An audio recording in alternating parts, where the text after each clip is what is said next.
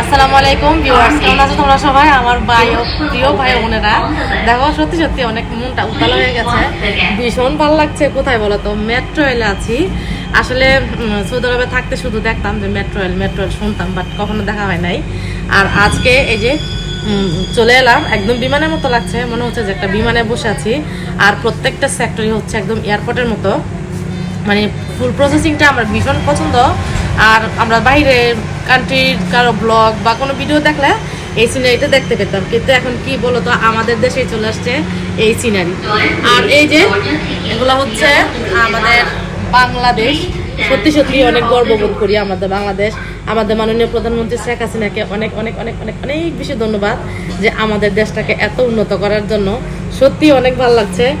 আর কখনো আফসোস করবো না যে বাহিরের দেশটা অনেক বেশি ভালো লাগে। বাহিরের দেশে সব কিছু আছে, আমাদের দেশে নাই, আমাদের দেশে কিন্তু আছে।